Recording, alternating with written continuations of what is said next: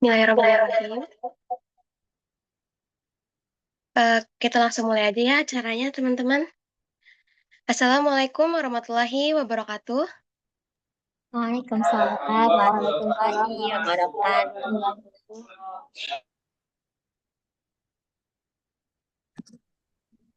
Alhamdulillah, puji syukur kehadirat Allah Subhanahu wa Ta'ala yang telah memberikan kita sebagian nikmat, terutama nikmat iman Islam dan nikmat kesehatan, sehingga kita bisa berkumpul di acara yang insya Allah penuh berkah ini. Salawat dan salam tak lupa juga kita haturkan kepada junjungan Nabi Muhammad SAW yang telah membawa kita dari zaman kegelapan ke zaman yang terang benderang ini. Perkenalkan, nama saya Osi, selaku MC yang akan memandu jalannya acara pada hari ini.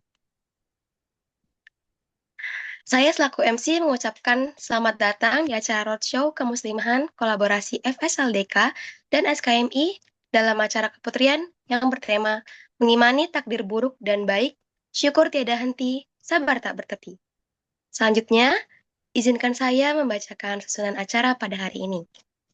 Yang pertama itu ada pembukaan, yang kedua ada tilawah, yang ketiga ada sambutan, yang keempat ada pemaparan materi, yang kelima ada sesi tanya jawab, yang keenam ada kuis berhadiah, yang ketujuh ada doa, yang kedelapan ada sesi dokumentasi, yang kesembilan ada pengisian QR, yang kesepuluh itu adalah penutup.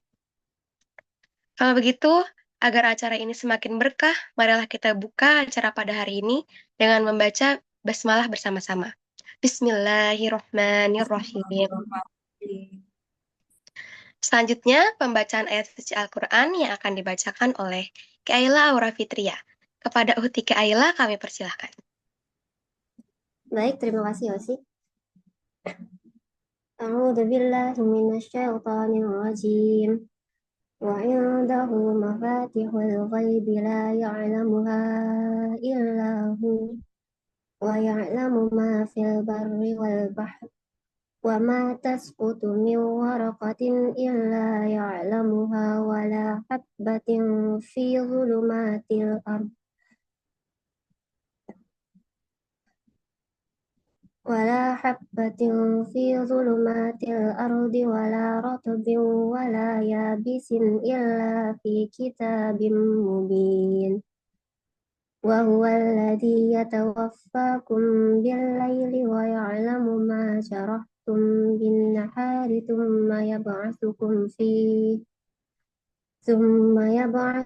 فيه ليقضى أجل مسمى ثم إليه مرجعكم ثم ينبئكم بما كنتم تعملون صدق الله العظيم.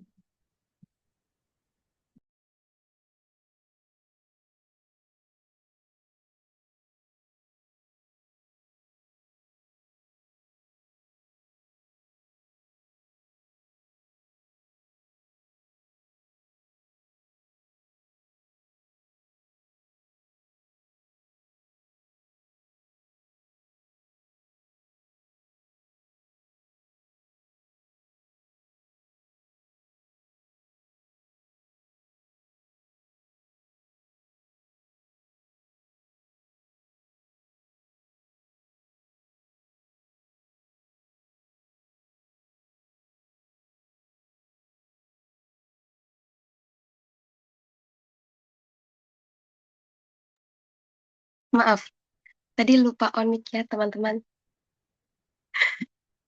Allahumma rahmana bil Quran. Terima kasih kepada Uhti Kaila. Semoga yang membaca dan yang mendengarkan mendapat pahala dan syafaat di akhirat kelak. Selanjutnya, mari kita dengar sambutan-sambutan. Yang pertama ada sambutan dari Ketua Pelaksana, yaitu Marwah Tazkiyah. Kepada Uhti Marwah, dipersilakan. Bismillahirrahmanirrahim. Assalamualaikum warahmatullahi wabarakatuh. Alhamdulillahilladzi binicmatihi tatimmus shalihat. Wassalatu wassalamu ala sayyidina Muhammadin sayyidis sadat wa ala alihi wa ashabihi ila yaumil muhasabat. Perkenalkan teman-teman, nama saya Marwah Tazkiyah. Saya perwakilan dari Departemen Kemuslimahan mengucapkan terima kasih banyak kepada semua teman-teman yang telah bergabung dalam Zoom ini. Terima kasih banyak diucapkan kepada Wihdah Mesir yang telah mendukung jalannya acara ini. Juga terima kasih kepada kakak-kakak FSLDK yang membantu kami dalam menyelenggarakan acara ini. Dan tentu saja untuk semua teman-teman SKMI yang telah bekerja sama untuk menjalankan acara ini. Dan juga semua teman-teman partisipan yang hadir dalam Zoom ini. Semoga acara hari ini berjalan dengan lancar dan penuh berkah. Amin ya rabbal alamin. Nah, mohon maaf bila banyak kurangnya. Dan dari kami, Assalamualaikum warahmatullahi wabarakatuh. Waalaikumsalam warahmatullahi wabarakatuh. Terima kasih kepada Tim Marwa atas sambutannya. Selanjutnya akan ada sambutan dari FSLDK oleh Kak Syifa Magfiroh. Kepada Kak Syifa, kami persilakan. Iya, terima kasih ya, Osi. Ya, Osi. Terima kasih atas kesempatannya. Yang terhormat pembicara hari ini, Kak Nafa Ainaya, yang terhormat juga Ketua Keputrian LDK Unsada, dan teman-teman ya teman-teman kita dapat berkumpul hari ini untuk mendengarkan ilmu yang sangat bermanfaat untuk kehidupan kita, yaitu mengimani takdir baik dan buruk. Aku Syifa Makfira, selaku anggota dari Komisi C ya teman-teman, anggota dari Komisi C bidang kemuslimahan, mengucapkan terima kasih kepada teman-teman semua dan kepada panitia yang sudah menyelenggarakan acara ini. Jadi sedikit menjelaskan ya, kalau Komisi C itu adalah yang membawahi bidang kemuslimahan dari tiap LDK. Jadi kita insya Allah akan membuat program-program mengenai kemuslimahan yang bermanfaat selanjutnya. Dan untuk kali ini di Roadshow Kemuslimahan ini kita lagi bekerja sama dengan Widah PPMI Mesir dan juga dengan teman-teman LDK Sejadebek. Ya, insya Allah juga nanti bakal ada lagi nih acara. Nah, teman-teman di sini jangan lupa ikut acara selanjutnya dari FSLDK Jadebek ya. Yang akan insya Allah deket-deket ini itu ada Woman Influence Woman, School Woman Influencer atau SWI. Mungkin teman-teman LDK nih udah nggak asing ya sama SWI. Nah, diharapkan teman-teman jangan sampai berhenti sampai di sini, tapi juga nanti bisa ikut di acara-acara FSLDK selanjutnya. Semoga semangat kita semua tetap membara untuk mencari kebenaran dari nilai-nilai Allah untuk kehidupan ya. Sekian dari saya, Syifa Makfira. Wassalamualaikum warahmatullahi wabarakatuh. Terima kasih. Waalaikumsalam warahmatullahi wabarakatuh. Terima kasih banyak kepada Kak Syifa. Selanjutnya akan ada sambutan dari Wihdah oleh Kak Cantika. Kepada Kak Cantika kami persilakan.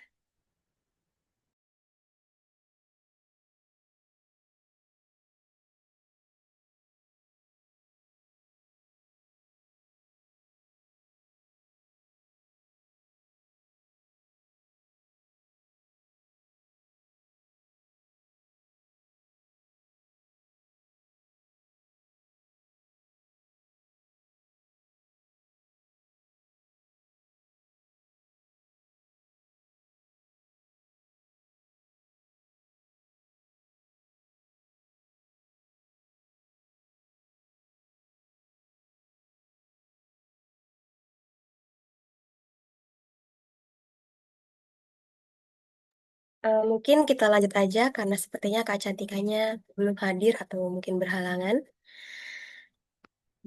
Baiklah teman-teman sekalian, marilah kita masuki inti acara yaitu pemaparan materi dari pembicara kita yaitu Kak Nafa'a Anaya. Sebelum kita masuk ke materi, izinkan saya membacakan profil Kak Nafa'a Anaya.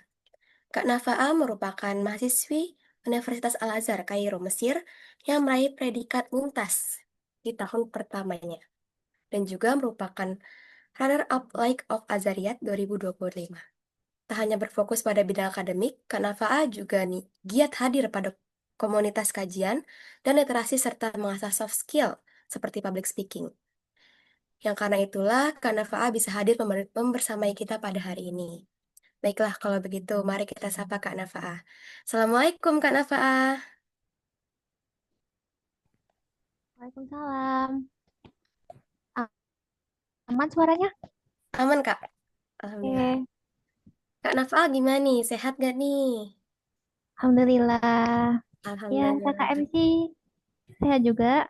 Alhamdulillah sehat. Baik, Kak Nafaah. Waktu dan tempat kami persilahkan. Oke, langsung ya. Ya, Bismillahirrahmanirrahim. Assalamualaikum warahmatullahi wabarakatuh. Waalaikumsalam warahmatullahi wabarakatuh. Alhamdulillahilladzi bi ni'matihi tatimmus shalihat id bi dzikrihi tatmainnul qulub wal fuad. Alhamdulillahirabbil alamin wa bihi nasta'in ala umuri dunya waddin.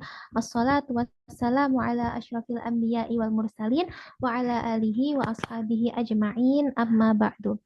Nawaitu ta'alluma wa ta'lima wa tadzakura wa tadhkira wa naf'a wal intifa'a wal ifadata wal istifadata wal hatta ala tamassuki bi kitabillahi wa sunnati rasulih wa du'a ilal huda wa dalalata al khairi ibtigha'a wajhillahi wa mardatihi wa qurbihi wa thawabihi subhanahu wa ta'ala.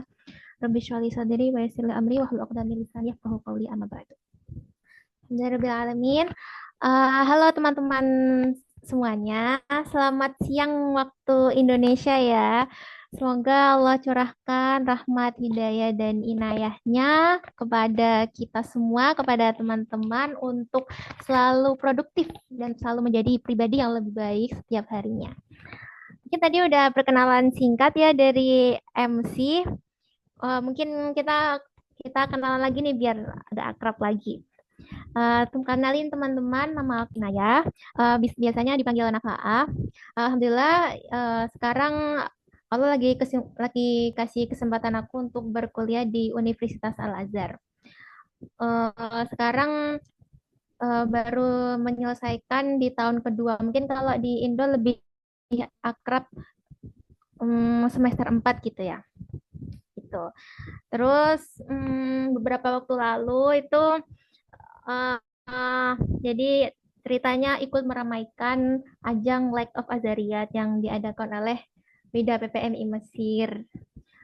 Ya, dari situlah akhirnya bisa berkesempatan untuk berjumpa dengan teman-teman semua di sini. Ya, kita sama-sama belajar di sini ya, terus bertumbuh gitu. Jadi, ya terima kasih kepada MC dan segenap panitia dari FLSDK dan SKMI Unsada ya, yang sudah menyisihkan waktunya di sela-sela kesibukannya untuk sama-sama belajar nih kita untuk menyelenggarakan acara yang insya Allah penuh berkah ini. Alhamdulillah di siang ini kita berkesempatan nih untuk belajar di ruang Zoom ini untuk kita merenungi nih, mengimani takdir baik dan buruk. Syukur tak terhenti, sabar tak bertepi.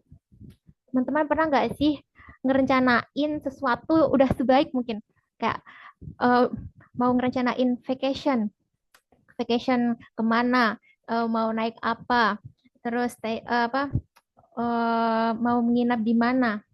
Tapi ketika hari H, tiba-tiba ada sesuatu yang membuat kita batal untuk berangkat nih. Rasanya kesel nggak sih?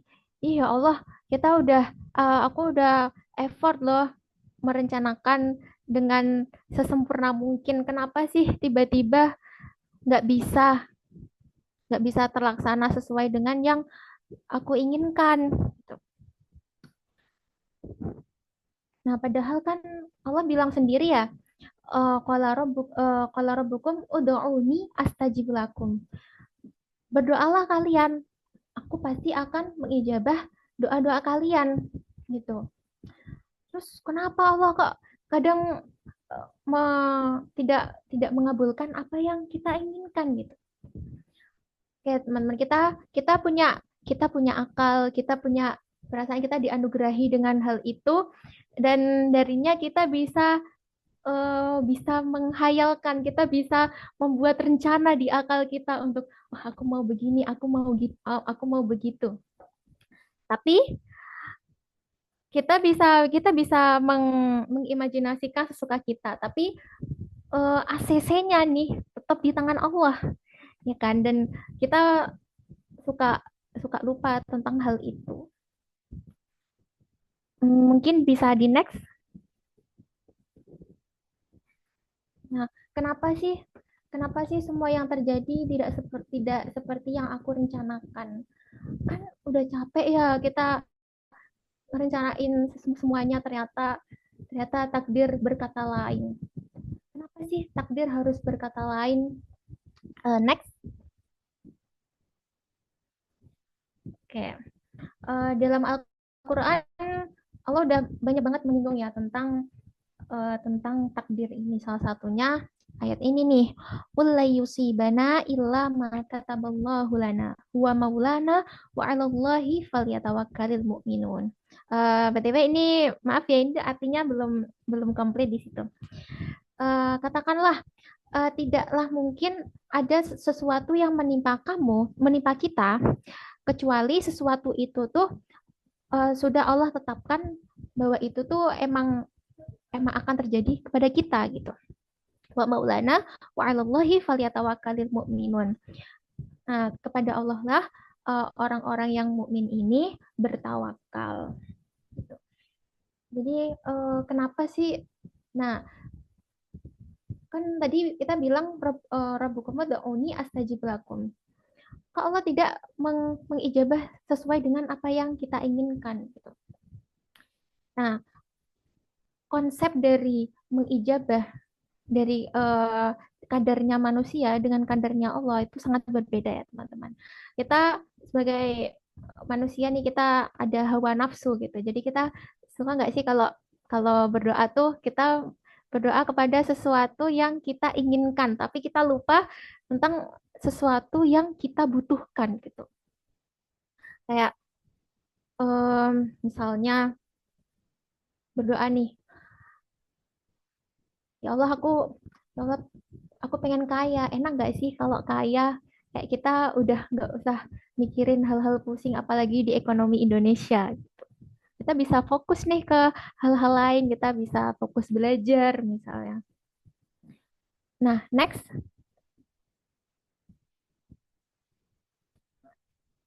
Nah, tapi apakah dengan kita dikasih sama Allah anugerah untuk kaya ini kita pasti akan apa bersyukur seperti itu, kayak tidak akan terlena lagi? Tidak pasti. Bahkan Allah bilang di sini, walau basatallahu rizqa li'ibadihi labagaw fil ardi walaki yunazzilu biqadari ma yasha innahu bi'ibadihi khabirum basir. Dan jikalau Allah melapangkan rezeki kepada hamba-hambanya, tentulah mereka akan melampaui batas di muka bumi. Tetapi Allah menurunkan apa yang dikehendakinya dengan ukuran. Sesungguhnya Dia maha mengetahui keadaan hamba-hambanya, lagi maha melihat. Nah, jadi Allah ini udah tahu nih karakter hamba-hambanya. Ini manusia kalau kalau rezekinya tuh digampangin, ini pasti orang-orang bakal bakal melampaui batas nih. Kayak ibarat kayak Firaun gitu ya. Dikasih dikasih nikmat Allah, dikasih nikmat sama Allah terus, gak pernah sakit. Akhirnya ngelunjak gitu. Makanya Allah memberikan sesuatunya itu biqadar, dengan ukuran, dengan ya ada kadarnya gitu. Enggak jadi semuanya ada batasnya karena Allah tahu karakter hambanya yang seperti itu. Ini bukan berarti apa Allah Allah tidak mengijabah doa aku, kalau apa doa aku mau jadi orang kaya gitu. Nah, tapi Allah mengetahui lebih dari itu.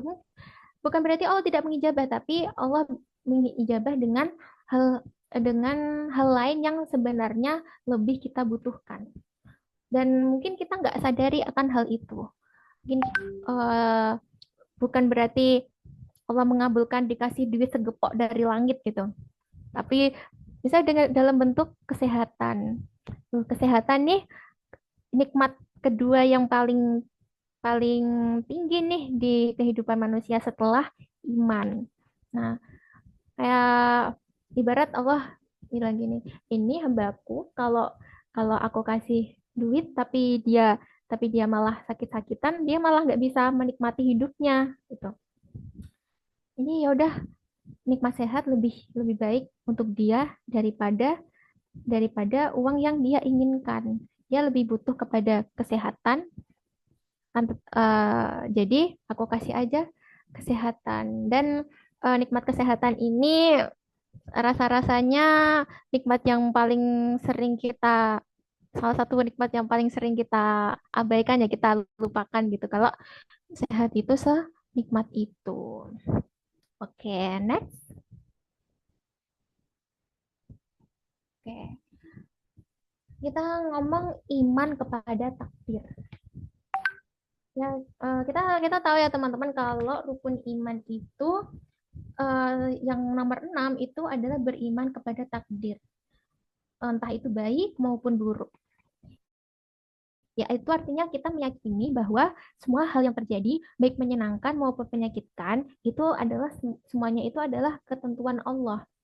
Dan karena dia masuknya rukun iman, jadi dia menjadi indikasi utama dari seorang yang mukmin. Gitu. Next. Ya, definisi ya, arti dari kita iman kepada takdir adalah meyakini bahwa semua hal yang terjadi, baik menyenangkan maupun menyakitkan, itu semua adalah ketentuan Allah. Dan iman kepada takdir ini merupakan indikasi yang utama dari seorang mukmin. Jadi tidak dianggap seorang mukmin kalau dia tidak meyakini semua yang ada ini itu semua adalah adalah lewat ketentuan Allah. Next. Oke. Ma asaba min musibatin fil ardi wala fi anfusikum illa fi kitabim min qabli an nabra'aha inna dzalika 'ala Allah yasir. Tiada suatu musibah. Di sini musibah bukan, kalau kita mengartikan di bahasa Indo kan musibah itu suatu yang jelek gitu ya, musibah. Ya, ya gitu, penderitaan gitu kan. Nah, tapi kalau di bahasa Arab musibah itu ya asoba, semua yang mengenai kita, entah itu baik ataupun buruk. Jadi di sini maksudnya bukan musibah yang kejelekan doang ya, tapi ini untuk yang kebaikan ataupun keburukan. Tiadalah suatu musibah pun yang menimpa di bumi dan pada dirimu sendiri, melainkan telah tertulis dalam kitab Lauhul Mahfuz sebelum kami menciptakannya. Quran Surat Al-Hadid ayat 22. Jadi tidak ada sesuatu apapun di muka bumi ini dari zaman dulu, dari zaman awal sampai akhir nanti, itu tidak ada sesuatu kecuali memang Allah itu udah udah tulis di Lauhul Mahfuz kalau semuanya akan berjalan seperti ini. Gitu. Next. Nah, kita bicarain takdir gitu. Takdir itu sebenarnya kayak apa sih? Bentuknya kayak apa sih? Next. Nah, takdir itu ada dua jenis ya. Ada qada sama qadar. Apa bedanya? Kalau qada itu ketentuan Allah yang telah ditulis dalam Lauhul Mahfuz sehingga tidak dapat diganggu gugat. Adapun qadar kebalikannya, berarti ketentuan yang dapat dipengaruhi oleh usaha dan ikhtiar manusia. Kita kasih contoh ini. Ada bayi dia ditakdirkan lahir di tanggal 1 bulan 1 tahun 2021 gitu. 2021. Nah, itu ketentuan yang sudah pasti memang Allah tuh tentukan dia akan lahir di detik itu gitu. Terus kodarnya adalah, oh ini si ibunya lagi mau melahirkan, terus aku mau di ruang VIP di rumah sakit ini, di ruang ini, di bangsal ini. Jadi kan si ibu ada milih di situ kan. Nah, itu adalah contoh dari qadar. Jadi semua akhirnya terjadi bahwa si ibu ini akan melahirkan. Tapi ada campur tangan, ada ikhtiar manusia di situ di dalam qadar. Yang jadi kalau yang qada ini benar-benar ya pasti akan apa, entah si ibu ini di jam itu di tanggal itu tuh lagi ngapain, lagi di mana, ya pasti akan brojol gitu kan. Kalau qadar ya bisa diatur oleh manusia gitu. Next.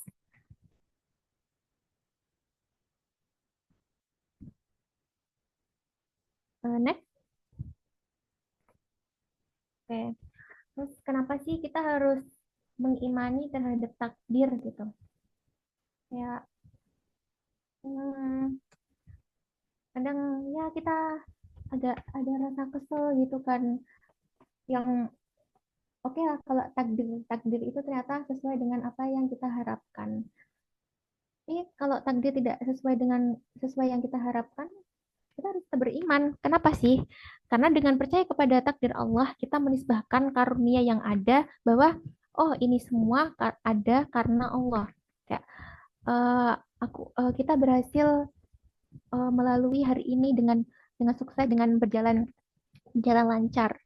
Itu bukan semata-mata karena aku begini, karena aku begitu, tapi karena Allah yang membantu semua hal ini. Percaya pada takdir itu melatih hati untuk tidak cepat kecewa, tidak iri pada orang lain, dan tidak terjatuh dalam kesombongan saat sukses.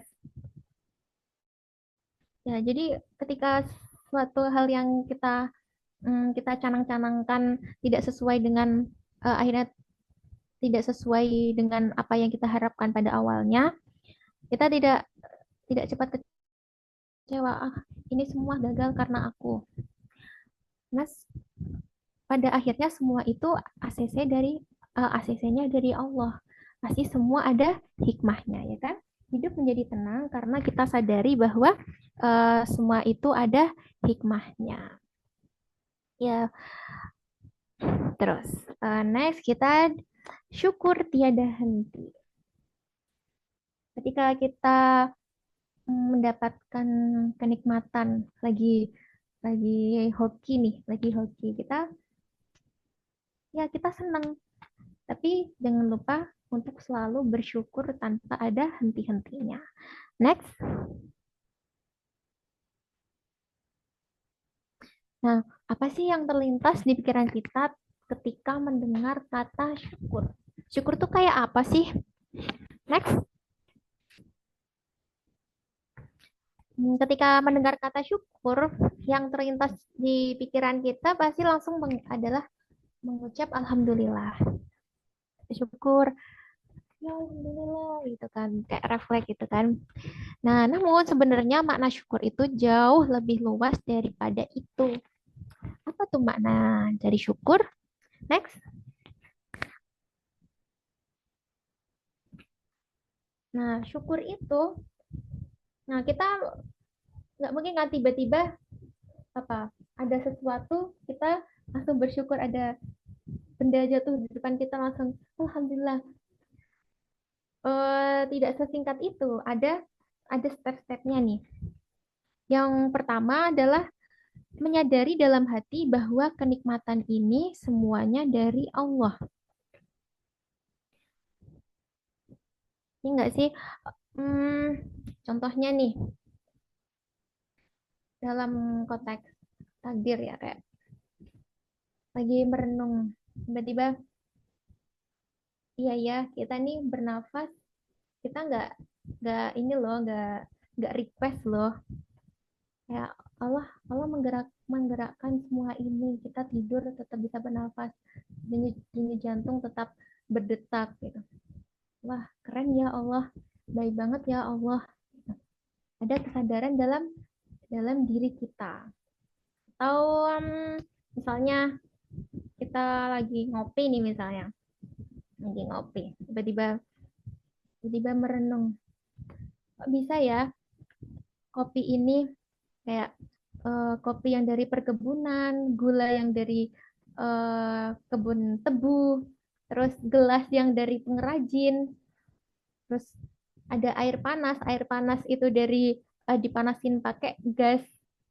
Ya ada gas, ada kebun kopi, ada kebun tebu menyatu dalam satu gelas kopi yang sangat nikmat. Gitu, kayak mungkin dengan kita merenungkan hal-hal kecil tersebut, hal-hal kecil seperti itu sangat ya Allah baik banget. Kita bisa minum kopi tanpa harus mengambil tebu-tebu dari perkebunan tebu dan ya seperti itu, atau mengambil gas dari alam gitu kan. Ya, nikmat banget, kita tinggal tinggal tinggal minum doang gitu. Habis itu ketika kita menyadari, barulah muncul dalam lisan kita dengan memuji Allah dengan lisan, mengucapkan alhamdulillah. Ini yang biasanya kita ini ya refleks nih, alhamdulillah. Nah, setelah itu apakah cukup dengan mengucap di lisan doang? Nah, ada step selanjutnya, yaitu menggunakan nikmat untuk hal-hal yang diridhoi Allah. Ini waktu kita memuji dengan lisan, kita masih ingat nih kalau ya Allah ini nikmat banget ya. Kadang kita lupa setelah euforia itu lupa untuk menggunakan nikmat ini tuh untuk hal-hal yang diridhoi Allah. Oh ya, satu fun fact nih dari memuji Allah dengan lisan. Dalam Al-Quran itu ketika disebutkan konteks syukur itu pasti beriringan dengan zikir atau mengingat Allah. Kayak salah satu contohnya di surat Ibrahim, fadkuruni azkurkum washkuruli wala takfurun. Lala. In syakartum la azidannakum. In syakartum la azidannakum. Itu. Ini kita kan bersyukurnya kan dengan alhamdulillah. Alhamdulillah kan segala puji bagi Allah. Kita mengingat Allah tapi untuk bersyukur gitu. Jadi dua hal ini itu selalu beriringan dalam kehidupan kita. Next. Nah, terus nikmat apa sih yang patut kita syukuri? Nikmat tuh kita maknai sebagai apa sih? Nikmat itu apakah semua hal yang mengenakkan, yang membuat kita bahagia? Apakah nikmat itu dimaknai seperti itu? Next. Yang nampak seperti kesenangan belum tentu dia adalah nikmat. Bisa jadi dia ini adalah bentuk dari ujian. Misalnya ada maling nih. Misalnya ada maling, dia lagi menyusup dalam rumah, terus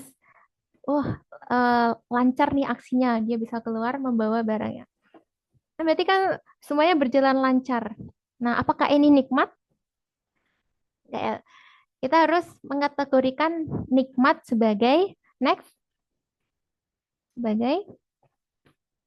nikmat yang sesungguhnya adalah nikmat yang mana dengan nikmat ini itu mendekatkan kita kepada Allah. Ini bukan berarti semua yang membuat kita bahagia, yang semua kita anggap lancar, itu adalah nikmat. Kalau sesuatu yang membuat bahagia itu tidak berkaitan dengan hal-hal yang mendekatkan kita kepada Allah, justru mendekatkan kepada maksiat, itu bukan nikmat ya, tidak lagi. Tuh, next. Oke. Sabar tak bertepi. Kita menghadapi dunia ini kita nggak selalu menempuh jalan tol. Pasti ada polisi tidurnya 1-2 atau kerikil-kerikil, dan itu hal yang tidak bisa kita nafikan di semua kehidupan manusia. Nggak ada manusia yang hidupnya semulus itu terus. Mungkin kalau kita melihat orang lain, kok dia bahagia terus ya. Nah, kita nggak tahu. Semua orang itu punya porsinya.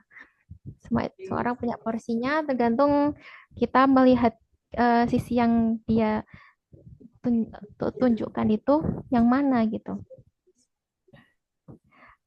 Nah, oh ya ada yang kelewat nih. Kan tadi kita bilang kalau apa? Kalau maksiat, kalau hal yang lancar itu berkaitan dengan maksiat itu kan bukan nikmat ya. Ya, hal yang bentuknya kesenangan itu belum tentu dia itu kenikmatan. Contohnya kisah dari Sa'labah. Sa'labah itu salah satu sahabat di zaman Nabi gitu ya. Jadi kisah Sa'labah ini dia orang miskin banget waktu itu. Orang miskin banget. Terus tapi dia selalu rajin sholat sholat di Masjid Nabawi sama Nabi gitu. Nah, setelah selesai sholat, dia nggak berzikir dulu, dia langsung cabut nih, dia langsung balik gitu. Sampai Rasulnya nanya, salah balik ke rumah gitu kan. Sungguhnya kalau kayak gini tuh kamu seperti orang munafik gitu, katanya. Kata Rasul gitu. Terus Salabah bilang apa? Rasul, aku dan istriku kami itu cuma punya satu satu baju yang layak untuk buat sholat. Jadi kalau si Salabah sholat, si istrinya belum sholat gitu. Jadi aku harus segera kembali agar istrinya ini bisa sholat. Ini adalah semiskin itu. Tapi dia rajin nih untuk sholat berjamaah. Nah, suatu saat Salabah ini ini apa minta doa ke Rasul, tolong dong doain aku biar biar aku tuh punya harta gitu, biar aku tuh kaya, biar aku nggak nelangsa ini gitu hidupku. Nah, akhirnya Allah kabulkan, Allah kabulkan. Akhirnya dia Salabah ini punya peternakan yang terus berkembang biak, berkembang biak, berkembang biak. Nah, akhirnya berkembang biak nih dia jadi sibuk. Karena sibuk dia semakin lama semakin jarang untuk sholat di Masjid Nabawi. Nah, sampai suatu saat Nabi ini memerintah sahabat untuk kasih tahu dong ke Sa'labah untuk mengeluarkan zakat gitu. Terus gimana Sa'labah? Sa'labah dia malah nggak mau mengeluarkan zakatnya kayak, apaan sih gitu. Ya dia lupa, dia sudah lupa ketika dia me- memegang semua kekayaan itu, bagaimana dulu dia memohon-mohon kepada Allah, bagaimana solehnya dia waktu itu. Dan akhirnya Allah Allah turunkan ayat bahwa dalam konteksnya Sa'labah ini ya, bahwa zakatnya Sa'labah ini tidak diterima oleh Allah. Gitu. Ya, dari kisah ini kita bisa mengambil kesimpulan bahwa nggak semua hal yang kita anggap nikmat, kita anggap enak gitu tuh semuanya semuanya nikmat gitu loh. Tapi ada ujian di situ. Oke, kita lanjut ke sabar tak bertepi. Nah, tadi kita ke konteks yang suatu yang kita anggap senang-senang nih. Sekarang eh, terhadap yang agak pahit-pahit gitu sebagai bumbu-bumbu kehidupan. Sabar tak bertepi. Next.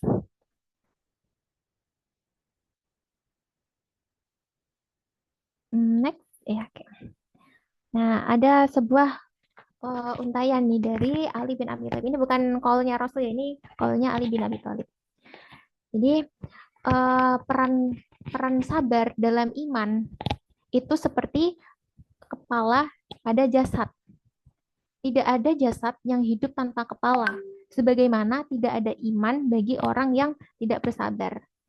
Ya kita lihat ya ada orang yang bisa hidup tapi meskipun tangannya nih diamputasi atau kakinya diamputasi. Kalau kepala diamputasi ada nggak? Nggak ada. Nah, itulah seperti iman, sabar dalam iman. Jadi sabar itu pasti ada dalam keimanan. Jadi orang yang tidak sabar itu perlu dipertanyakan keimanannya. Next.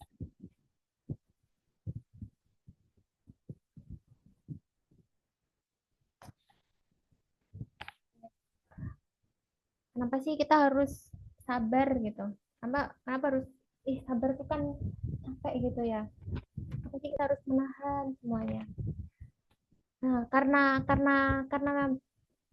beratnya itu pasti ganjarannya juga juga sangat sangat besar gitu. Salah satunya disebutkan di sini kan wala najziyannal ladzina sabaru ajruhum bi ahsani ma kanu ya'malun.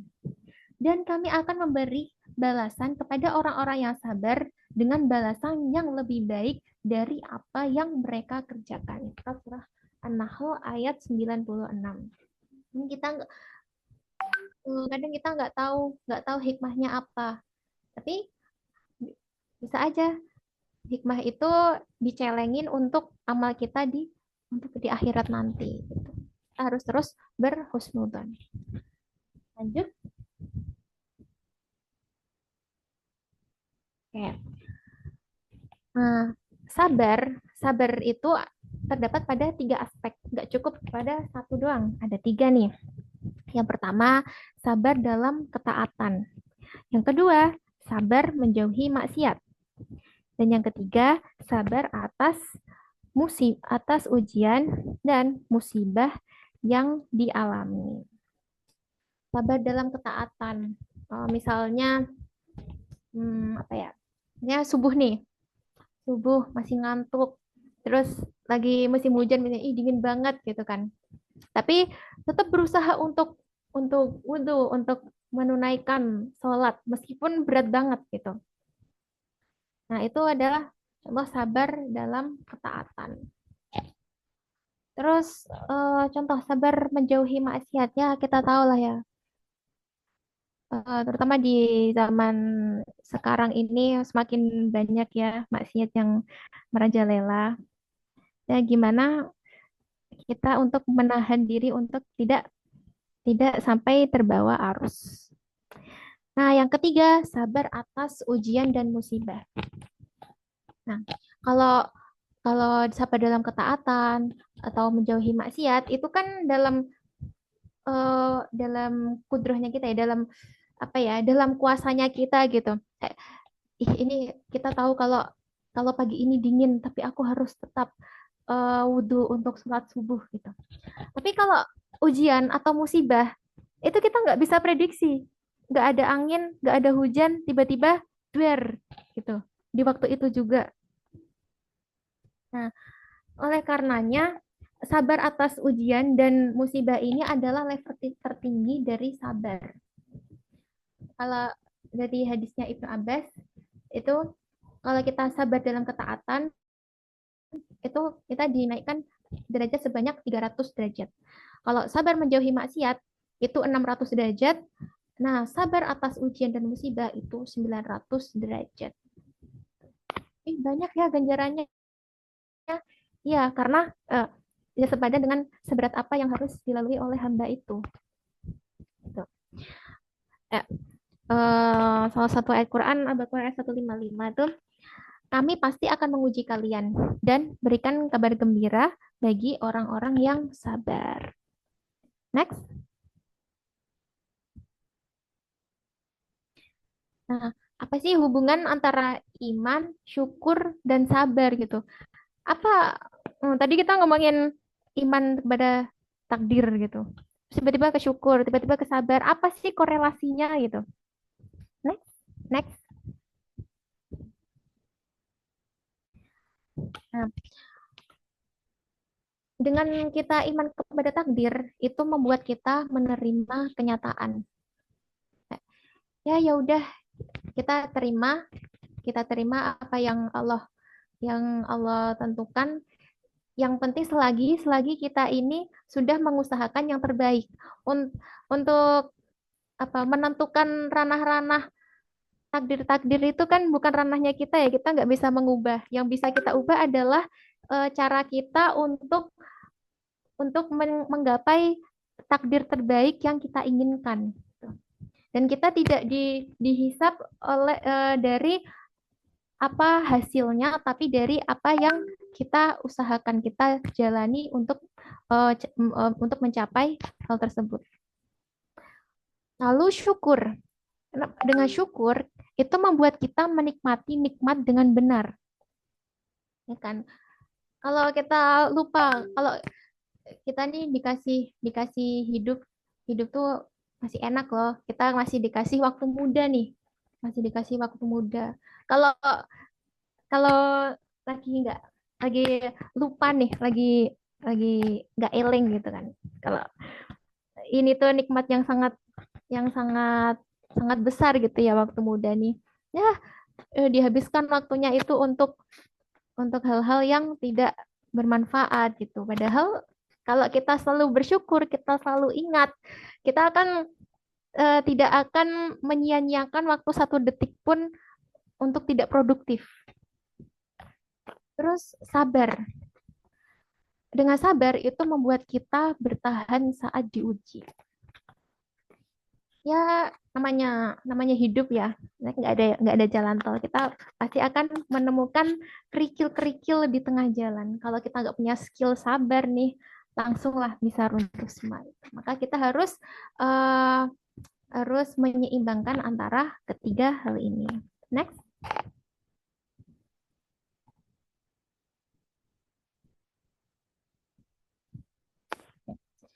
Bersyukur bukan berarti mengabaikan potensi karena berpuas diri dengan hasil yang ada saat ini. Oke, kita udah membahas nih semuanya tadi. Tentang syukur, tentang sabar. Nah, sekarang kita ke miskonsepsi tentang syukur nih. Mungkin pernah nggak sih nemuin orang yang ya ya udahlah, rezekiku cuma segini, aku udah bersyukur segini aja, aku nggak usah nambah-nambah lagi gitu. Padahal dia punya potensi untuk lebih bisa mendapatkan lebih dari itu gitu. Bersyukur itu bukan bukan seperti itu, tapi bersyukur dengan potensi adalah dengan menggunakan potensi semaksimal mungkin untuk kebaikan. Next.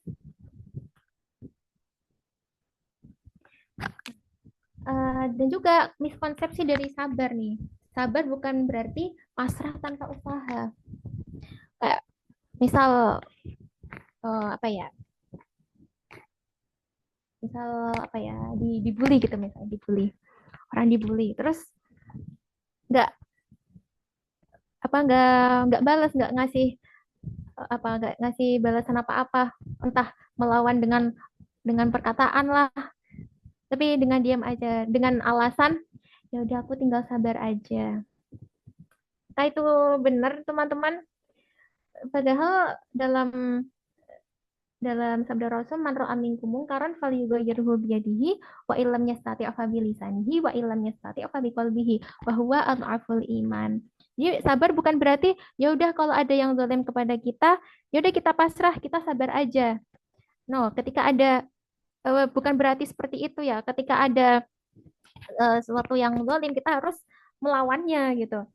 Setidaknya nih, dengan kita melawan itu kita memutus mata rantai keburukan itu agar tidak menjalar ke orang lain, biar tidak ada orang lain yang menjadi korbannya. Next.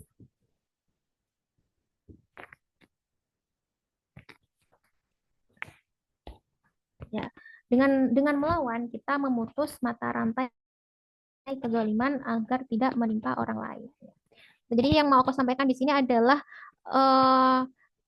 konsep sabar dan apa tadi satunya, syukur.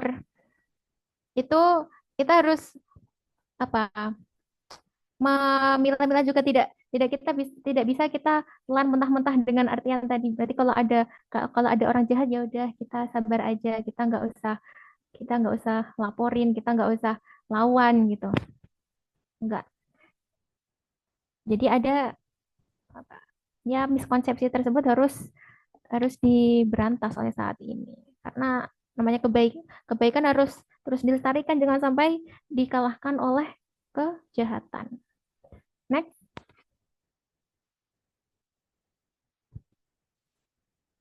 Oke. Terus eh, 3 tingkatan dari rasa syukur. Ini kayaknya ini deh apa namanya kelompatan darinya tadi yang di awal.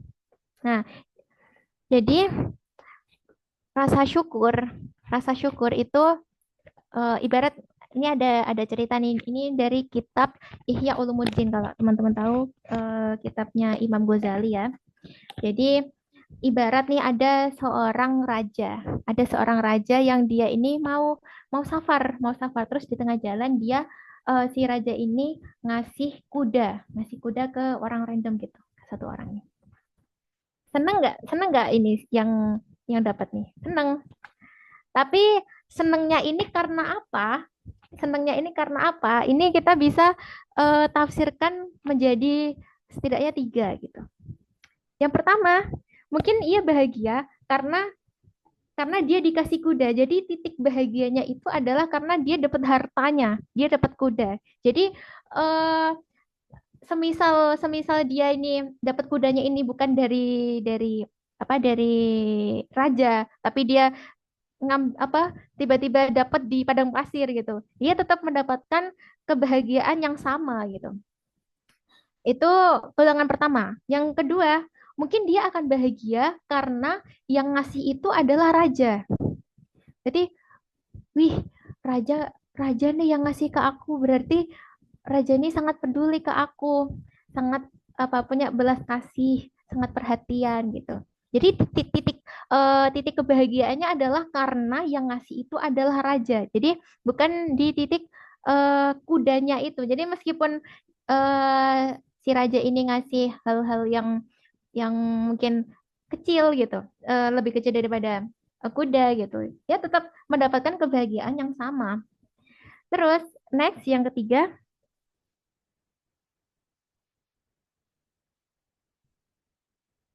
nah, yang ketiga itu dia senangnya itu karena udah dapat udah mana dia bisa menunggangi kudanya ini, ditambah dia melihat peluang. Oh, aku bisa bisa naik kuda, berarti aku bisa nemenin raja ini keluar kota. Artinya aku bisa lebih dekat kepada raja. Jadi titiknya dia adalah berarti oh dengan ini aku punya privilege untuk lebih dekat kepada raja nih. Gitu. Nah, nah kondisi kondisi yang pertama itu yang tadi kita bahas tuh titik-titik kebahagiaannya itu adalah karena kudanya, karena hartanya, itu tidak bisa kita kategorikan sebagai rasa syukur.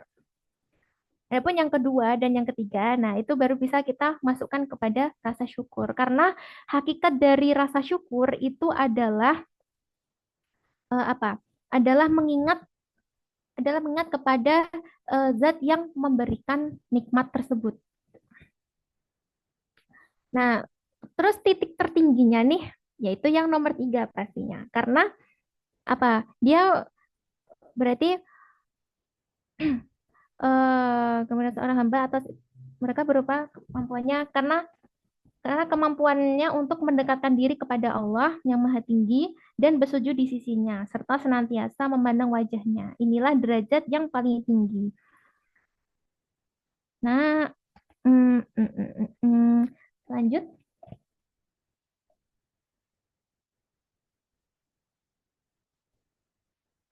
Apapun yang menimpa manusia, entah kebaikan maupun keburukan, semua terjadi karena Allah yang tentukan. Next.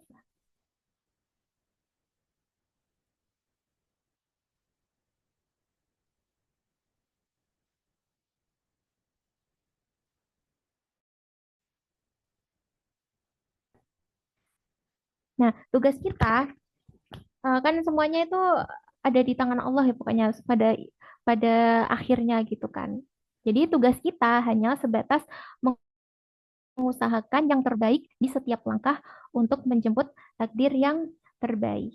Karena yang yang Allah perhitungkan itu bukan gimana gimana hasilnya, tapi bagaimana prosesnya.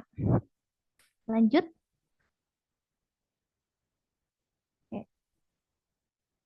untuk menentukan tujuan, untuk menentukan bagaimana nih, bagaimana akhirnya tujuan kita, itu bukan ranah kita kan, bukan ranah kita.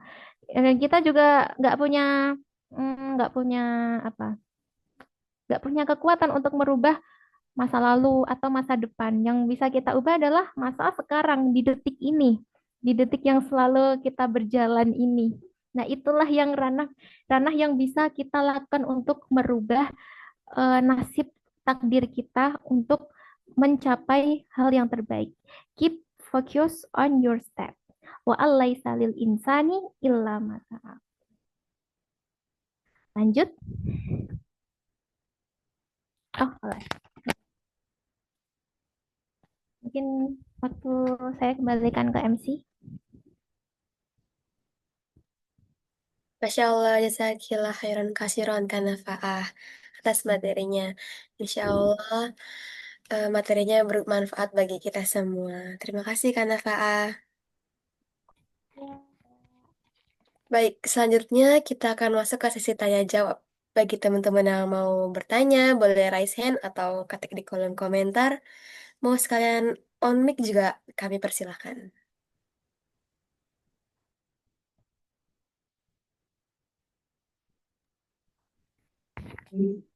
Aku izin bertanya, Kak. Boleh? Oke. Boleh. Bismillahirrahmanirrahim. Ya, perkenalkan kan nama aku Marwah. Terima kasih ya Kak Nafa atas materinya yang sangat Masya Allah. Nah, ini aku ingin bertanya nih Kak. Jadi, kayak gimana ya? Bentar. Eh, Misalkan, ya, aku tuh eh, belakangan ini kayak ngerasa nih, lagi, emang lagi agak futur gitu imannya. Kayak lagi sholatnya kadang agak telat, terus juga duhanya kurang. Saya ngerasa lagi futur deh. Terus akhirnya aku ngerasa ada apa ya kayak sesuatu tuh gagal mulu, kayak nilai jadi turun atau enggak, eh pokoknya ngerasain kayak kegagalan gitu deh tuh. Nah, setelah ngerasain kegagalan itu aku tuh kan introspeksi diri ya, kayak kenapa ya kok bisa gagal, apa karena aku kemarin lagi futur ya, terus kayak eh mungkin Allah marah apa gimana gitu. Nah, kan seharusnya kita menghadapi kegagalan itu kan dengan sabar ya Kak. Tapi karena kita sebelumnya ngerasa lagi futur, kita malah jadi suuzon gitu. Takutnya kayak apa ini ya apa namanya, Allah marah sama aku jadi aku dikasih kegagalan atau musibah kayak gini gitu. Nah, itu tuh cara mengatasi suuzonnya itu gimana tuh Kak? Terima kasih. Oke, sama-sama. Oke, menghadapi ya, suudzon ya. Jadi ya namanya manusia kan punya fase yazid wa yangkus, dan kita nggak bisa nafikan itu. Dan itu fase yang pasti tiap orang merasakan sih. Tapi tetap harus diingat kalau oke, oke kita bisa futur, tapi ada waktunya. Waktu kita sempit loh. Kita waktu muda ini sebentar banget loh. Dan kalau kalau kita mengatasnamakan futur terus untuk apa? Untuk terus berlihat-lihat di waktu yang lama gitu. Ya, kita harus terus mengingat gimana. Ya, kalau kalau capek dengan pikiran sendiri, kita bisa join ke komunitas ya teman-teman yang mendukung lah. Kadang kita dengan apa melihat yang bercengkrama dengan orang-orang itu jadi ini gak sih? Oh iya iya harusnya seperti ini, harusnya seperti itu. Kalau mencerminkan atau kalau kita bercermin kepada diri sendiri terus kayak ya, ya aku tidak berguna, aku begini, aku begitu gitu. Ya semuanya ada fasenya, tapi harus tetap ingat kalau aku apa semua ini ada batasnya. Gitu. Terus, terus kok jadi dari hal itu jadi suudzon. jadi suudzon gitu ya. Ya, ya kita tidak bisa nafikan ya kalau itu hal yang bisa manusiawi kalau kita capek ya. Kalau kita capek. Jadi kita harus tetap ya dijagalah, jangan apa ya, kita overthinking semuanya di dalam pikiran kita terus gitu kan, itu kadang yang buat meledak gitu. Curhat curhat kepada Allah gitu, atau pada teman gitu, setidaknya emosi yang negatif itu kita ada media untuk meluapkan gitu. Dan apa ya, dan untuk apa, suudzon dalam artian iya ya, kenapa ya aku tidak berguna, kenapa aku begini, itu tidak pasti berarti itu tuh jelek gitu. Kadang kita menjelekkan diri sendiri itu untuk apa ya, mempush push apa ya, semangat kita lagi gitu loh. Ya ya, kamu harusnya bisa seperti ini, harus bisa seperti itu. Tapi semua ada kadarnya sendiri. Jadi semua semua berproses dan tidak ada yang salah, tinggal tinggal apa, tentukan takaran yang pas. Semoga bisa menjawab.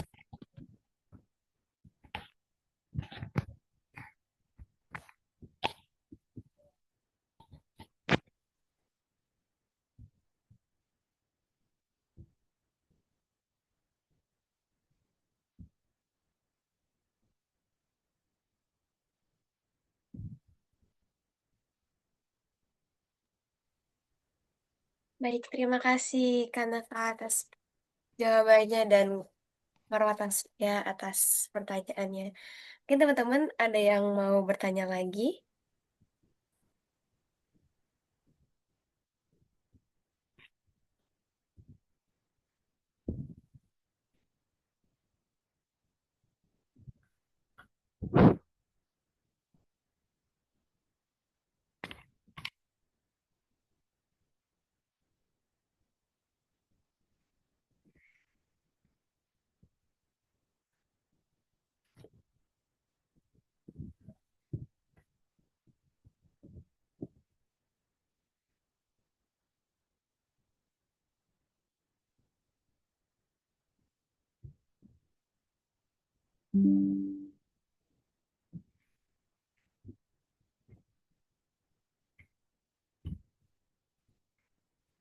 Bentar ya.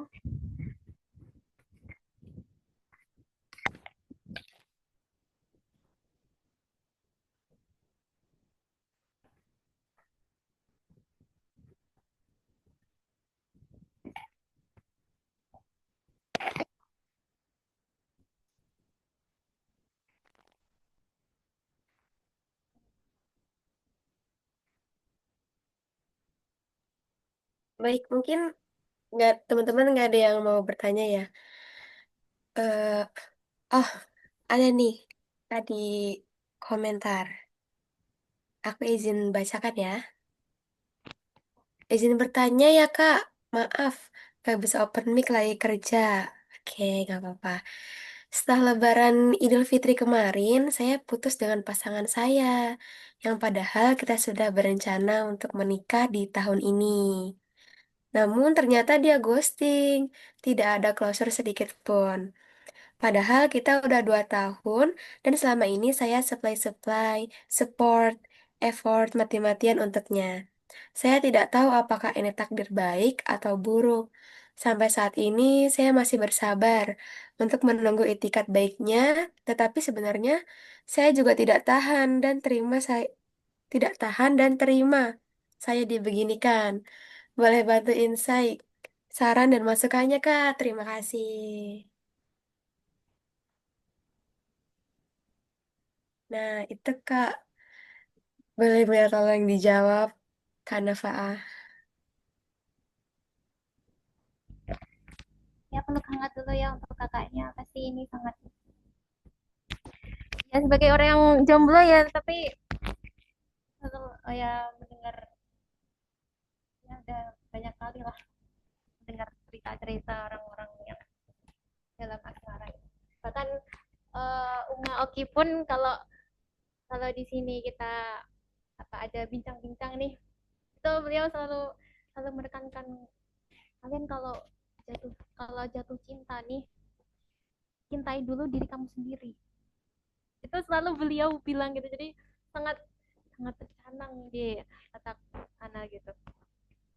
Cintai cintai dulu diri sendiri. Bahkan orang yang sejenius apapun ketika dia jatuh cinta itu udah bisa hilang tuh semua kejeniusannya dia. Sangat sangat berat gitu.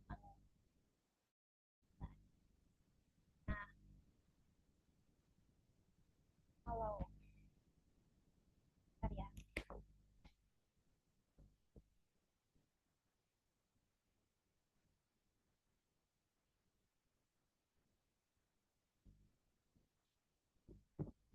Kita harus kategorikan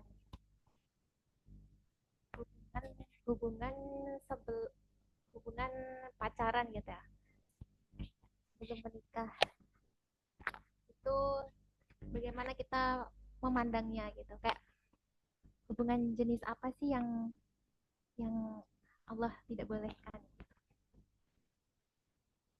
Nah, kalau aku baca dari ini, tidak mungkin Allah memberikan semua ini tuh memberikan udah ada effort tapi dia malah ghosting, malah gini malah gitu.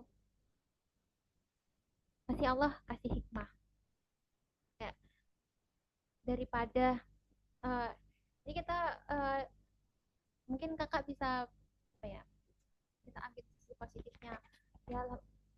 Ya alhamdulillah bisa kelihatan jeleknya itu sebelum benar-benar sebelum benar-benar terikat dalam pernikahannya. Karena kalau udah dalam pernikahan kan sudah ini kan susah untuk keluar dari zona itu gitu.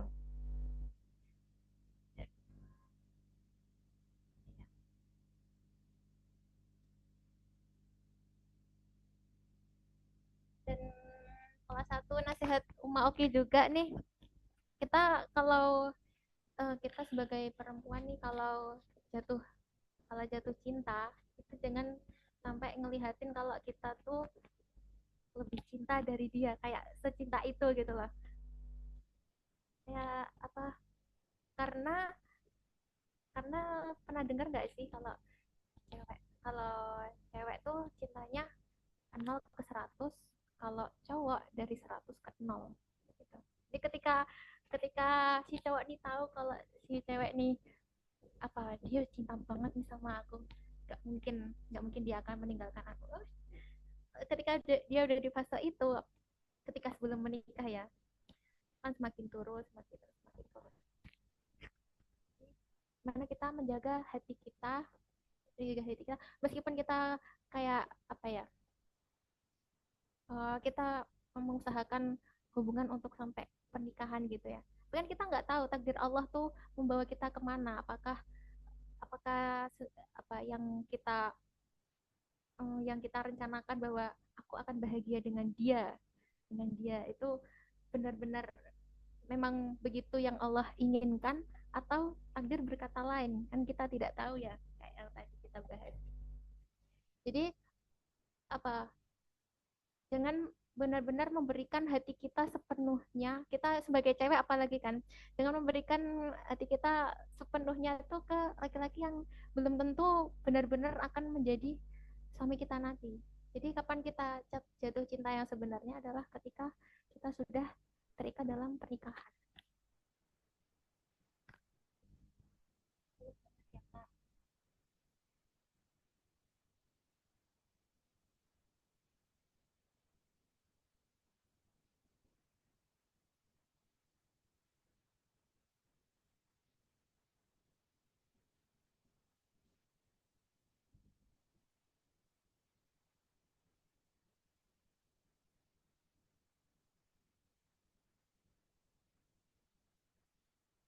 Jadi kita jemput takdir Allah dengan jalan terbaik yang kita mampu. Kalau dalam ajaran Islam kan kita tidak membenarkan kan ada kayak hubungan sebelum sebelum pernikahan. Kadang masih gimana kita bisa tahu karakter dia kalau kita belum belum apa belum melakukan belum punya hubungan sebelumnya gitu. kita kita jemput dengan cara yang Allah ridhoi. Insya Allah Allah akan beri tujuan Allah lancarkan tujuan yang kita harapkan. Penting untuk jodoh tuh ya sama inilah yang bisa kita lakukan ya tinggal cuma doa yang kencang-kencang gitu. Itu yang paling penting karena kita nggak tahu kedepannya kayak apa gitu kan. Kita usahakan jalan yang di Allah ridhoi.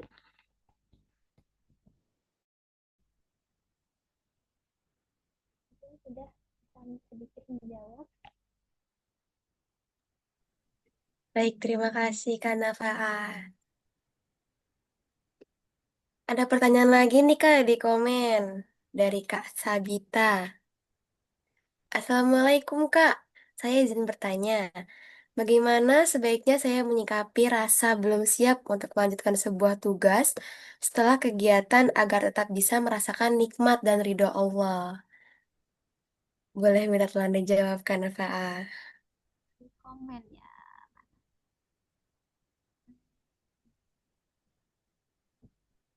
Sebelumnya maaf Kak Nafaah, untuk Ya. mikrofonnya kurang terdengar. Oh iya iya iya. Ini kedengeran nggak? Terdengar namun suaranya kecil Kak. Cek cek. Sudah Kak. Oke. Eh, mana ya? Nggak.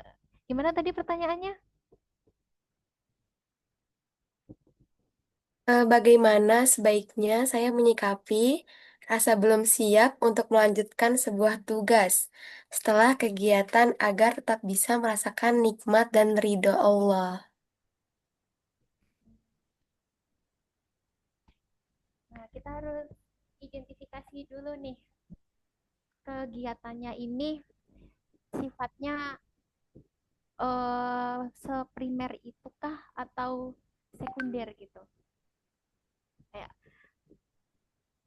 namanya kita sebagai manusia gitu pasti kan punya punya rasa capek ya, punya rasa capek dan ya kita nggak bisa apa ya nge,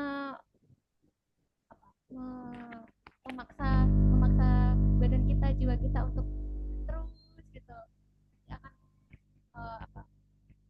akan panas gitu jadi memang itu yang namanya istirahat gitu.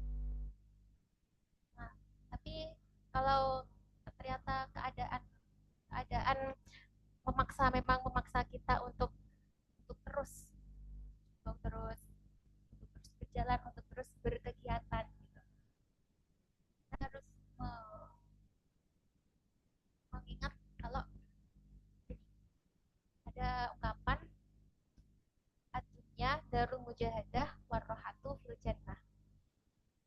Dunia itu memang tempat untuk kita berusaha terus berusaha dan kapan istirahatnya adalah ketika kita sudah di maka jangan kita di dunia ini kita capek-capek nih jangan sampai capek-capeknya kita ini malah berujungnya nggak sampai surga malah kebalikannya gitu kan udah capek nggak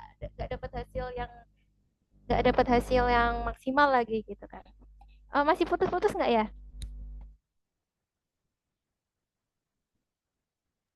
Ada yang bilang katanya oh oke okay. Mantap. Kayak nah terus sebenarnya konsep konsep istirahat dalam dalam Islam itu adalah dengan berpindah ke pekerjaan lain. Ini lagi capek belajar. Istirahatnya apa? Apakah scroll TikTok habis itu 2 jam, habis itu belajar lagi 5 menit gitu. Nggak, dalam Islam kita kan dengan apa istirahatnya kita adalah berganti kegiatan. Jadi sama-sama produktif gitu. Dan itulah sebaik-baiknya istirahat gitu. Tapi untuk sampai di fase itu kayak nggak bisa kita tiba-tiba ibarat kita nggak pernah olahraga nih, tiba-tiba suruh maraton gitu. Ya nggak bisa gitu kan, kita langsung langsung tepar, nggak bisa jalan gitu. Terus step by step gitu. Di apa ya, slowly but sure gitu. Ketika sudah bisa istiqomah nih, istiqomah untuk apa mengikuti ritme kehidupan, bisa apa dengan kegiatan yang sesibuk itu tapi badan tetap fit gitu. Itu membutuhkan waktu dan latihan gitu. Dan ya apa yang susah itu memang istiqomah gitu. Makanya istiqomah itu kan apa pahalanya sangat besar gitu karena disitulah titiknya dari istiqomah. Kayak ibarat dari kayak daripada kamu tuh sholat duha 8 rakaat tapi sebulan sekali atau seminggu sekali gitu. Karena oh udahlah capek, udah besok nggak usah aja. Itu lebih baik 2 rakaat tapi setiap hari, satu hari, satu hari, satu hari. Tuh. Jadi kalau memang belum sampai apa belum badannya ini belum bisa sampai di fase yang apa bisa kuat kuat banget untuk berkegiatan terus, di dilatihnya pelan-pelan gitu, jangan langsung diberatin gitu. Mungkin semoga bisa menjawab. Baik, terima kasih Kak Nafa. Mungkin kita kasih untuk satu pertanyaan penanya lagi. Apa teman-teman ada yang mau nanya? Saya Boleh, izin bertanya boleh? boleh sebutkan namanya ya Kak. Baiklah. Eh, Perkenalkan saya Ayu Panca. Jadi di sini aku mau nanya nih Kak. Kan aku sama saudara aku tuh ada problem lah. Tapi sebenarnya tuh masalahnya tuh kecil gitu loh Kak. Nah, itu tuh sebenarnya kita udah nemu titik tengahnya. Tapi dia tuh kelakuannya tuh kayak ada aja yang dar-dar banget gitu loh Kak. Nah, terus dia tuh masih ngungkit-ngungkit itu terus. Nah, sebenarnya harusnya aku sabarin atau aku pukulin. Bercanda ya, Kak. Aku harus gimana itu, Kak? Makasih, Kak. Oke.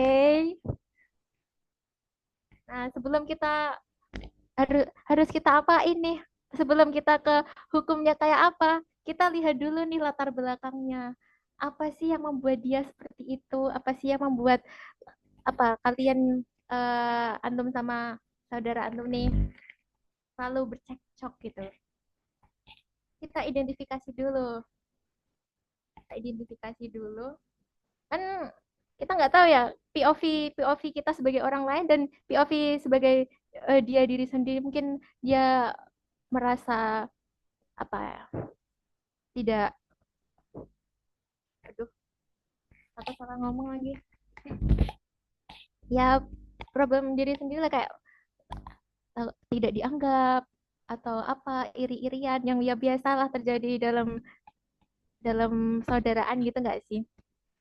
Kita identifikasi dulu nih, dia ini ada masalah apa tiba-tiba suka tiba-tiba begini tiba-tiba begitu gitu. Nah, ketika kita bisa identifikasi, nah berarti kan ketika kita identifikasi berarti titiknya ada di sini nih, masalahnya ada di situ. Nah, barulah dibicarakan baik-baik face to face gitu. Sejauh ini harusnya itu apa solusi yang bisa ditawarkan ketika ada masalah keluarga sih gitu. Jadi kita kalau kita mau menentukan hukum, kita harus lihat dulu nih latar belakangnya. Kenapa bisa jadi kayak gini? Kenapa bisa jadi kayak gitu? Pemicunya apa gitu. Kadang mungkin ada sesuatu yang menurut kita tuh biasa aja, tapi menurut orang lain itu, ih, kok kayak gitu misalnya. Atau sebaliknya gitu. Menurut menurut menurut orang pelakunya nih biasa aja, tapi menurut kita apa ini membuatku sakit hati gitu kan, nilai orang beda-beda gitu kan.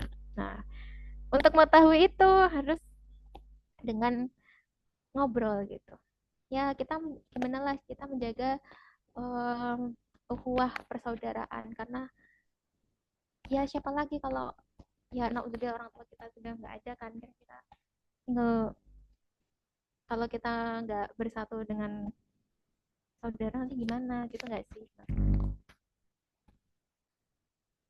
Mungkin bisa agak sedikit menjawab ya. Baik, terima kasih ya, Kak. Ya, sama-sama. Baik, terima kasih teman-teman semua atas pertanyaannya dan terima kasih juga Kak Nafa atas jawabannya dan pemaparan materi ini. Terima kasih banyak. Nah, selanjutnya kita akan masuk ke sesi yang ditunggu-tunggu, yaitu sesi kuis berhadiah. Teman-teman tadi kan udah nyimak nih materi yang dipaparkan sama Kak Nafa. Nah, sekarang kita akan adakan kuis berdasarkan materi yang tadi sudah dijelaskan. Untuk soalnya, aku izin membacakannya ya.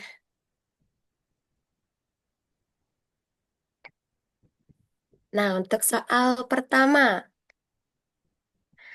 sabar terdapat pada tiga aspek. Apa saja tiga aspek tersebut? Boleh teman-teman yang mau jawab bisa raise hand. Aku. Siapa nih? Kak Devita atau Kak Ayu? Aku Ayu, Kak. Oh, Kak Ayu, boleh. Ya. Em, Sabar ada tiga aspek. Yang pertama, sabar menjauhi maksiat. Terus, sabar atas ujian dan musibah. Terus, eh, sabar dalam ketaatan. Bener banget, Kak Ayu. Insya Allah. Jawabannya. Alhamdulillah. Ya, alhamdulillah. Hmm. Nggak dapat door prize, Kak. Nanti akan dihubungi sama panitia ya, Kak. Nah, untuk Makasih, pertanyaan, Kak.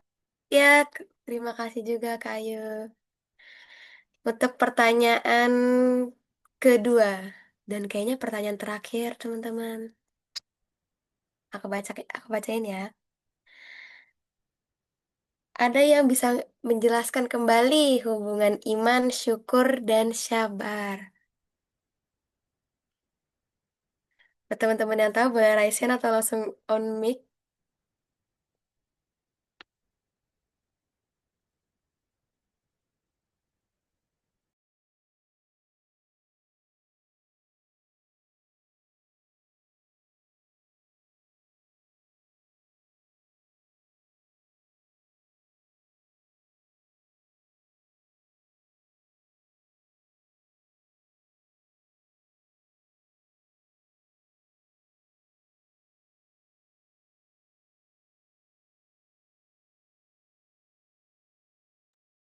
Aku coba ulang deh ya pertanyaannya.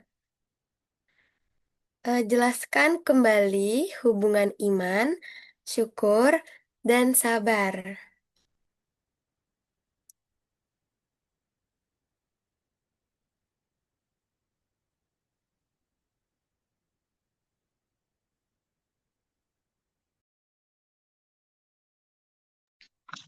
Aku izin menjawab, Kak.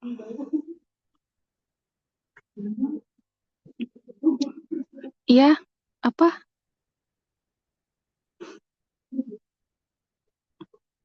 Nggak ada suaranya, Kak. Maaf, aku lupa. Yang ini kakak siapa namanya? Soalnya tadi bareng sama Kak Ayu kayaknya. Oh, aku Devita, Kak. Oh, Kak Devita. Boleh Kak Devita silakan dijawab. Em, Maaf kalau salah ya, Kak. Gak apa-apa. Iman kepada takdir itu eh, membuat kita menerima kenyataan. Kalau syukur itu membuat kita menikmati nikmatnya. Kalau sabar itu membuat kita bertahan saat diuji, Kak. Ya, bener banget Kak Devita. Alhamdulillah. Oke.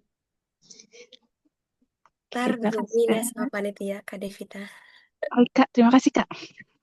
Kembali kasih. Nah, selamat buat teman-teman yang udah mendapatkan hadiah. Buat yang belum, jangan bersedih guys. Nanti kita akan ada keputrian part 2. Baik, nggak kerasa kita udah di ujung acara. Sebelum menutup acara ini, alangkah baiknya kita berdoa bersama-sama agar ilmu yang kita dapat senantiasa membawakan keberkahan. Dan pembacaan doa akan dipimpin oleh Marwah Tazkiyah. Kepada Kak Marwah dipersilahkan. Terima kasih kepada Pak Osi. Bismillahirrahmanirrahim. Mari teman-teman kita angkat kedua tangan kita. Mohon kepada Allah Subhanahu wa Ta'ala agar ilmu yang kita terima pada hari ini bermanfaat bagi kita semua. Kita menjadi amal jariah bagi kemanfaat ini. Bismillahirrahmanirrahim.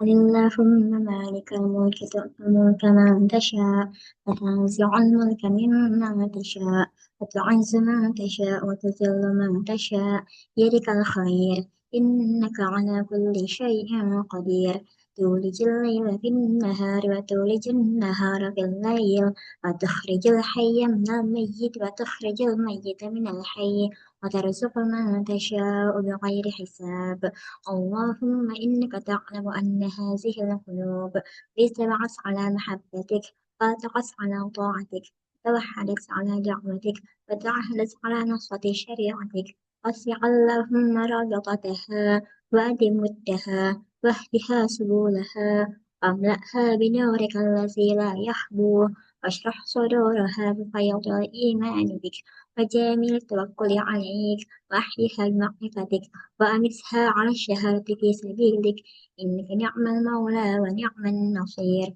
اللهم آمين وصل اللهم على سيدنا محمد وعلى آله وصحبه وسلم والحمد لله رب العالمين. Assalamualaikum warahmatullahi wabarakatuh. Amin ya Rabbal Alamin. Semoga Allah mengabulkan semua doa-doa kita.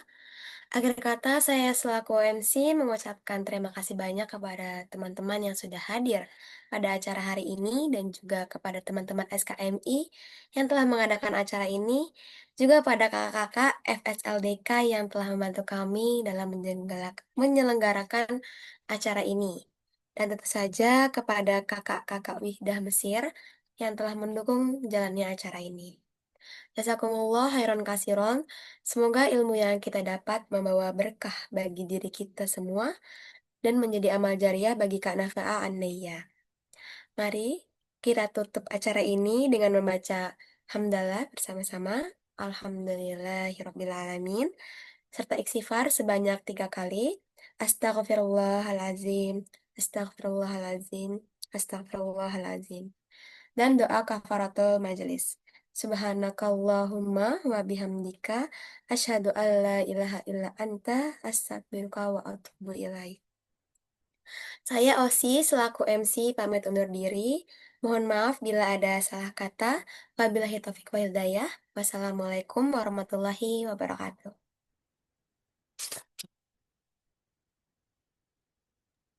Oh iya, Hai. sebelumnya Kak, kita mau ada sesi fotonya dulu. Lupa. Teman-teman boleh on cam ya, biar kita bisa foto bareng. Oke, kita tunggu 1 menit ya buat teman-teman Ya. siap-siap untuk on-cam. Oke.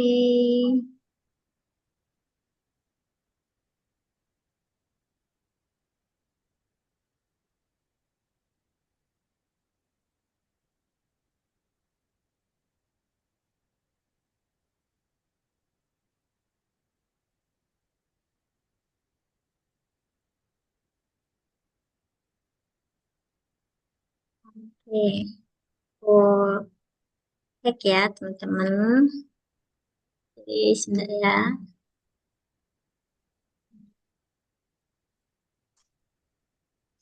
Rahim satu bentar, nge-lag dia.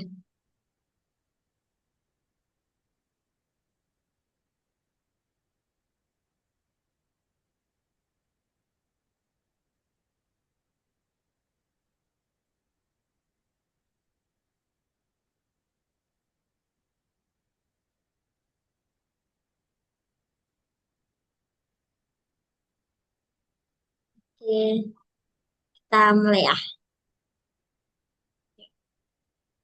Satu, dua, tiga.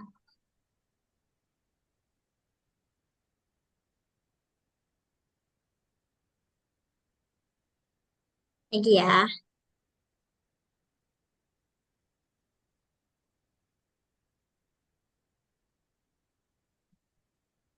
Oke, bentar sebentar. Satu,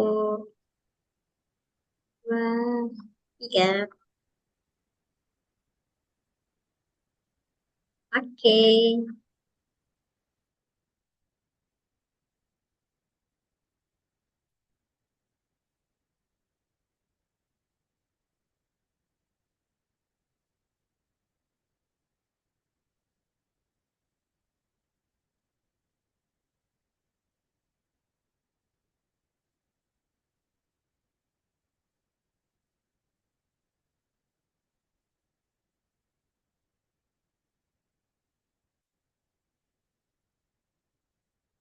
Nah, teman-teman boleh di scan QR-nya untuk isi presensi sama data sertifikatnya nanti ya.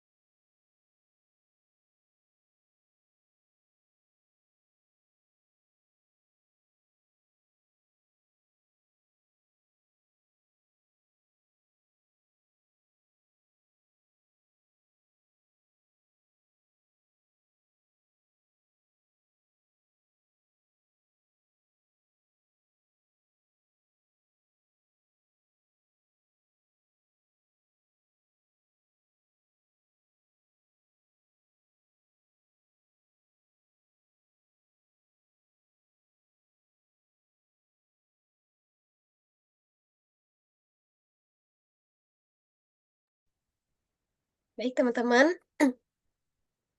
Sampai sini aja pertemuan kita hari ini. Terima kasih banyak. Assalamualaikum warahmatullahi wabarakatuh. Waalaikumsalam Tuh. warahmatullahi wabarakatuh.